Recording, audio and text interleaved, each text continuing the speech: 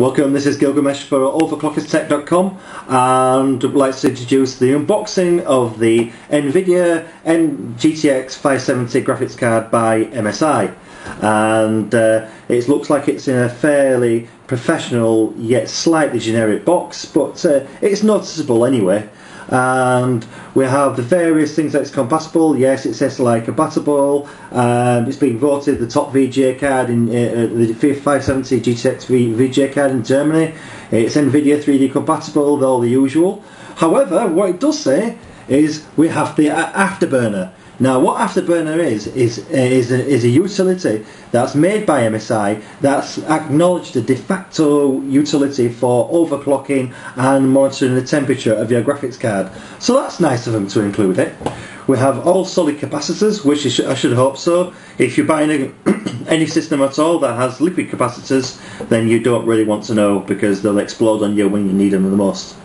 So then over to the back, again, the professional and slightly generic decor of the box actually continues. However, as well as DVI connectors, we have HDMI, which is nice of them. So you can put your sound and video all through one connection. If we like to open it up,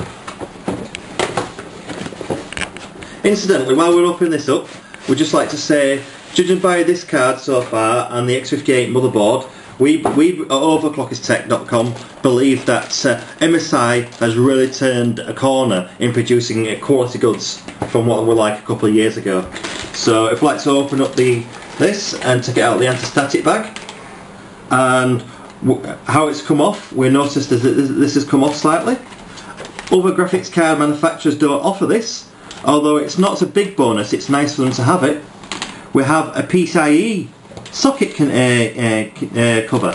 So basically, to help to protect the PCIe socket cover during transportation. It's not anything major, but it's nice. We have, as you can see, it's a rather generic heatsink. We have the standard NVIDIA reference design here. Not anything special in cooling, but one good thing about it is that because it's a reference design, you could take this heatsink off and put a water block on with no difficulty at all, such as the XSPC Razer GTX 580 block. One thing we'll like to say here is that on all generic reference cards with its 570 or 580, the 580 block will fit the 570 as well as the GTX 580. So that's good to know if you want to water cool this graphics card. Again, the protecting covers continue. They're even over the actual SLI connectors and the very tight fittings. There we go, we finally got it off. There we go, we can see, very nice there. Again, nice idea MSI is that these little touches help.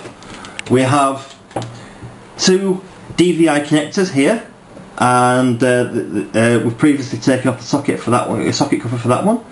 We can have the HDMI connector there, sound and video. Notice that the signal for DVI and HDMI is same, except for the HDMI has sound through it. It's the exact same signal quality, so you don't need to worry about that. And it takes, as you can see, two 6-pin connectors. So you don't have to worry about finding your 8-pin connector to connect up to your power supply. It's all there. Two 6-pin connectors, which most power supplies support these days. Nice little design again showing the Afterburner technology. And again, you can see it's a standard reference heatsink. If we look at the circuit board side, we can see again, that's each part, each screw is standard NVIDIA reference design. Again, as we were explaining earlier, you can fit a water block on it and without any trouble at all. I'd like to lay this to one side now. We'll see what bump we find in the box. So quite usual, nothing special. Just moulded foam cutout to hold the card itself. We take this away and we've got a divider. Should take the divider away and we get the usual gumph. Quick install guide, how to install the graphics card. We have the Molex to 6-pin connector, we have two of them. Now some manufacturers don't actually include these days, or have recently stopped doing them. The reason is, for graphics cards like this, anybody who buys the graphics card like this has a power supply that's capable of actually running the actual 6-pin and or 8-pin connectors.